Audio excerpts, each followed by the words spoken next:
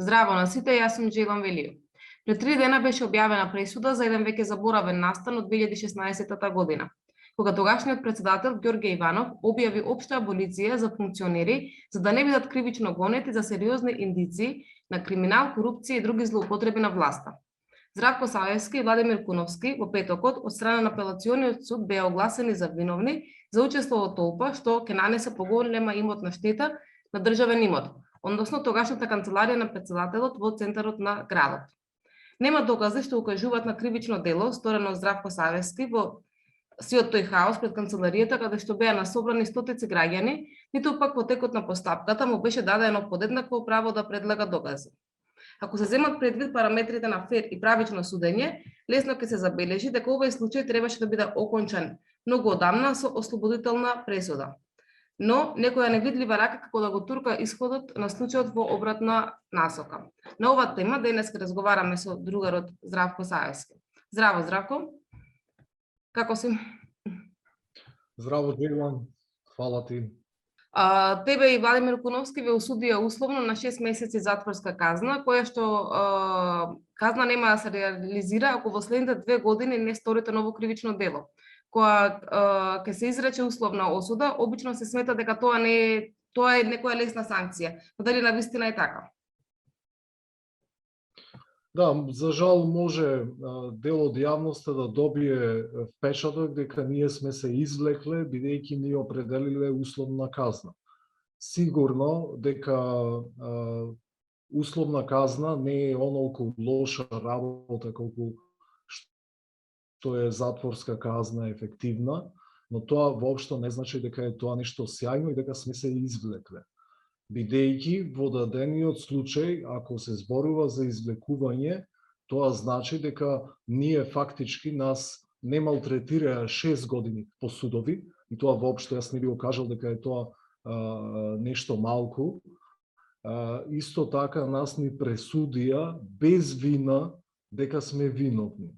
Нас ни препиша казна која ќе ни стои во кривична евиденција и следните 10 години.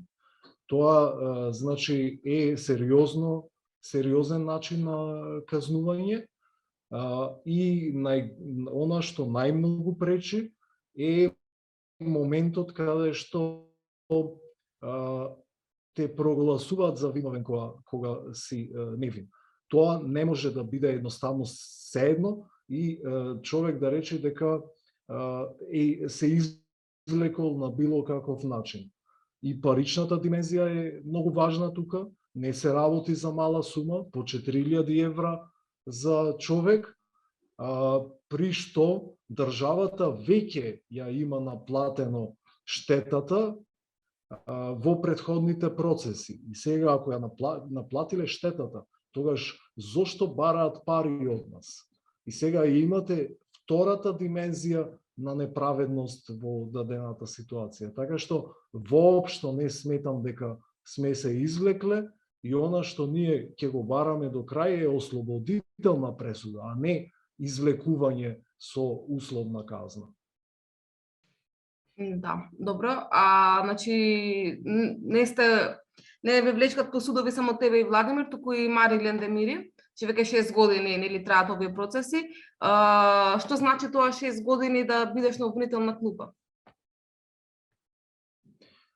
Да, често кога ќе прочитаат луѓето бројка 6 години, некако им се чини како некој само така празен податок, дали било 4 години, дали било 5 години или 6. На некои луѓе може да им се чини дека е сеедно. Воопшто не е сеедно да ве малтретираат по судови, по рочишта 6 години. Значи не зборуваме само за 1 месец, не зборуваме за 2 месеци или 1 година дори. Зборуваме за 6 години. Во тој период од 6 години, значи кога им текнува, тогаш закажуваат рочиште без воопшто да те прашаат дали тој термин ти одговара или не, дали си на работа или не, дали имаш лични проблеми или не. Ти мораш да се појавиш. И тоа и самиот тој ден едноставно тие пропаднат, не само од гледна точка на временски аспект, туку од гледна точка на психолошко малтретирање кое го нанесуваат. А фактички, кое го користат властодржците секогаш и во овај случај, да извршуваат казнување без донесена пресуда.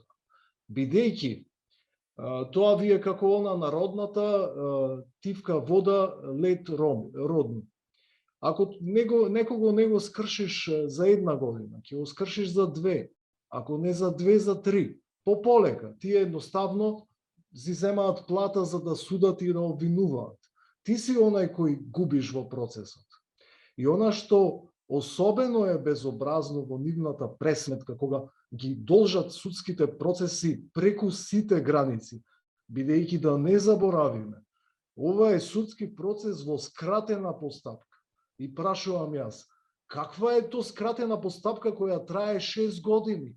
Која е поентата на скратената постапка ако се дозволи да се малтретираат обвинетите 6 години? Но она што е најбезобразната работа, што за жал јас доцна го дознав. Нивната тактика е, може би тебе нема да те скршиме, ама ќе го скршиме твоето семејство. И одаат на таа тактика со ваквите одолговлекувања да им нанесат штета на обвинетите, дури ако не ги скршат нив, да удрат по нивното семејство. Значи, злоупотребата на моќта од властодржците е сериозен проблем и за жал во Македонија се злоупотребува тоа и тоа воопшто не е само празна бројка 6 години, туку тоа е долгорочен процес на тешко малтретирање. Да. Добро, обично луѓето кога ќе изгубат некој судски процес, сите викат дека не се виновни и дека власта измешала прсти во нивниот случај. Но што е тоа што го прави различен вашиот случај? Зошто ти сметаш дека сте неправедно осудени? Доста често, кога ќе се изгуби, точно е, сите се жалат дека не биле праведно осудени. Но, во земја како Македонија, значи на периферијата на капитализмот, каде што власта секогаш кога има политички интерес се вмешува во судската власт. Многу често тој што ќе се пожали најчесто е во право дека е вмешана власта и не ја добил правдата како што требало да биде. Не во секој случај, нормално, но затоа треба да се видат фактите. Не само да се слушни дека некој кажал е неправедно осуден и веднаш да му се верува. Но треба да се слушни поради која причина тој смета дека е неправедно осуден. Во нашиот случај, ние бевме тотално лишени од правото на одбрана. И сега, пратете зашто зборуваме ние тука. Не зборуваме за подкршување на едно или друго право. Зборуваме за тотално лишување на право на одбрана на обвинетите. Значи, зошто нас ни беше лишено правото на да се браниме? Ни ги одбија сведоците. Не ни овозможија да дадеме завршни зборови. Не сакаа да ги гледат снимките. И сега само на овие 3 работи. Како тие можат да заклучат дека нашите сведоци се ирелевантни ако не ги сослушаат? Може би, откако ќе ги сослушаа, ќе заклучеа дека не кажале ништо релевантно. Ама не можете претходно да заклучите тие се нерелевантни. Ако претходно заклучите, тогаш веќе го прекршувате правото ова. Или како е тоа можно да се зборува за правичен процес кај што обвинетите немаат право да дадат исказ, да кажат што се случило? Од каде знаат судиите што се случило ако не слушнале сведоци? ако не ги слушнале обвинетите, ако не ги виделе снимките, како може да се зборува за најосновно право човек да се брани пред суд? А ако го лишите обвинетите, ако ги лишите да се бранат, тогаш едноставно можат и тие фино лепо и да не присуствуваат на рочиштата и вие да си ја донесете пресудата, како што во случајот беше и донесена. Успеа, толку беа дарежливи во нашиот случај, што во цели 6 години на одбраната и дозволија само едно единствено рочиште. Значи, замислете, 6 години, сите рочишта, 50 и повеќе, се занимававме со доказите на обвинителството, а за одбраната колку? Едно рочиште. Да не се бунат случајно, да речат, еве имате едно рочиште, немавте ниту едно, зашто се буните? Системот правилно функционира, имавте рочиште. Така што отидоа до таа безобразлук што не лишија од право на завршни зборови и значи го изгубивме тоа право, не ни беше дадено и не ни беше дадено иако јас конкретно имав во тој период бев заразен од ковид и имав решение за изолација. Ако јас се појавев на тоа рочиште, ќе направев кривично дело и тие не ги интересираше што јас имам решение за изолација и дека таа е причината што не дојдов да ги дадам завршните зборови. Не ги интересираше што не сте тука, можеме и без завршни зборови, која веќе можевме и без сведоци, и без ваши искази, и без гледање на снимките. Така што ние многу претходно, пред да почне постапката, бевме осудени и тоа е срамота за судството. Да, ова што го кажуваш оди во прилог на тоа да мислиме дека пресудата веќе била донесена без разлика на тоа вие дали сте биле на рочишта или не. Во крајна линија тоа кажува, извини, самата должина на одлучување во нашиот процес. Значи, тие за ден и пол ја донесеа просудата, ги видоа сите аргументи и успеа 5 души да се договорат за еден ден што ќе биде пресудата. Така што тоа автоматски, самото тоа индицира дека многу претходно е донесена одлуката. Да, апсолутно. Јас неам до сега слушнато да се донесе пресуда за еден ден и пол.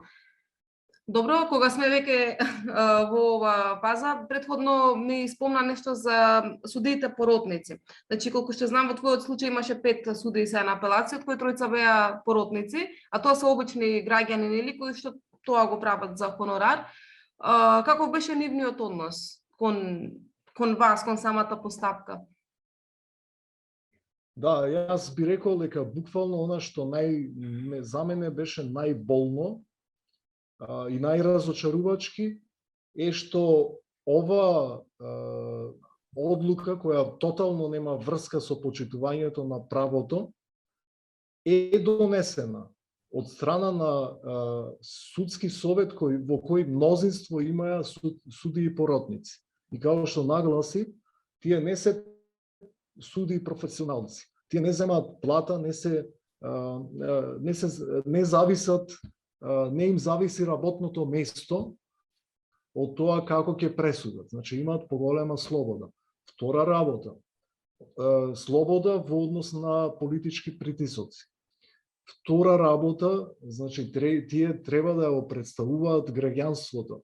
Значи тие треба да бидат таму за да судиите се однесуваат како што треба и ако се однесуваат како што не треба, да реагираат. Иако тие со своји очи гледа како се крши една процедура, втора процедура, трета процедура, тие не реагира. Можеа, имаја мнозинство да речат не во мое име. Вакво кршење на правото не смее да биде во моја корист. Можно е, не сакам да грешам душа, може би еден или двајца дури од тие поротници гласале против. Но ако виделе дека не во еден случај, во неколку случаеви поред се крши правото и правдата, нивна граѓанска должност беше да си поднесат оставка. Но за жал, тие тоа не го направија и тоа е поразувачкото најмногу. Бидејќи многу често во Македонија зборуваме колку функционерите не чинат. И се жива катастрофа. Се корумпирани до коска. Потпаѓаат по политички притисоци до коска. Но сега тука зборуваме за обични луѓе. И тоа кажува дека ние имаме посериозен проблем отколку само одредена група властодржци кои не чинат, а останатите луѓе ни се супер. Бидејќи од сите нас зависи, а во овој случај директно, дали ќе имате владење на правото или политичко пресудување. Значи, и затоа пак е тоа аспект и најнавредувачкиот, да речем. Да, добро. Пред зградата на апелациониот суд се наоѓа биста на Васил Антевски Дрен. Претходно имавме зборувано исто за ова, ми кажа дека тоа ти дава сила кога излезеш од таму и ќе видиш таа биста. Па дали може да ни кажеш нешто повеќе за ова? Да. Таа биста е доста мала и многу луѓе за жал не ја имат забележано, а уште помалку знаат кој е Васил Антевски Дрен. Васил Антевски Дрен е човек кој правник, затоа адвокат беше, затоа е избрана таа локација пред суд, кој заради она што во кое тој што веруваше и за што се бореше, тој неправедно беше осуден од луѓе кои не му стигаа ниту до глуждовите, беше осуден на смрт и беше обесен во Софија во 42 година. Она што ми даваше сила, погледот на бистата на Васил Антевски, секогаш кога влегував во судница на Рочеште и кога излегував, е дека ова што нас ни го прават е страшно. Ама е воопшто неспоредливо со она серија, она голема низа на социјалисти, комунисти, револуционери, кои ги пикале во затвор и ги убивале заради идеите во кои веруваат. И не ги скршиле. И она што мене ми даваше сила е, ако не можеле да скршат луѓе како Васил Антевски, или, например, во денешниот контекст, да речеме Асанж, она што му го прават на Асанж, во земји кои наводно се многу подемократски од нашите, тоа на Асанж и нашето едноставно е неспоредливо.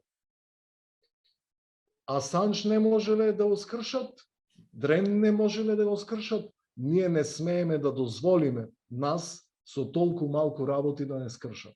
И таа е таа сила што ми ја даваше погледот на бистата на Васил Антевски Дрен. Да. Одлична порака упати на крајот. Добро, што мислиш, дали правдата ќе победи? Дали воопшто победува правдата во ваков капиталистички систем, да кажам, каде што исуството е во служба на владеачката класа, односно на капиталистите? Да, обично често тоа се сведува на флоскула дека правдата ќе победи на крајот. Сама од себе правдата не може да победи. Значи, во дадениот систем, во дадениот случај, ние ќе се жалиме на Врховен суд, бидејќи има ненормално срам да го фати човек што направија од владењето на правото. Значи, парче направија од правото. Така што ќе се жалиме. Но, дека тоа гарантира дека правдата на крај ќе победи, не. Значи, во систем каде што има монополизација на моќта и злоупотреба на моќта, Ако се остават работите сами на себе, тоа што ви гарантира дека правда нема да има.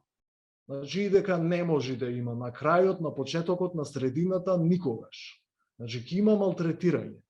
Во систем кај што моќта е монополизирана од мала група капиталисти и властодржци, ако нема широка народна мобилизација, не може да има правда. Ниту во нашиот случај, ниту општо. Во претходните години, ние како народ се демобилизиравме тотално. И тоа им возможи на овие властодржци, кои воопшто не се подобри од претходните или претходните од овие, да ја злоупотребуваат моќта. Единствена гаранција да не се злоупотребува моќта и да победи правдата е широката народна мобилизација. Добро, Здравко, ако нема што да додадеш, јас мислам дека го фативме овој случај горе-долу. Па ти благодарам што гостуваше, ке чекаме одлуката на Врховниот суд, па потоа ке правиме што е потребно.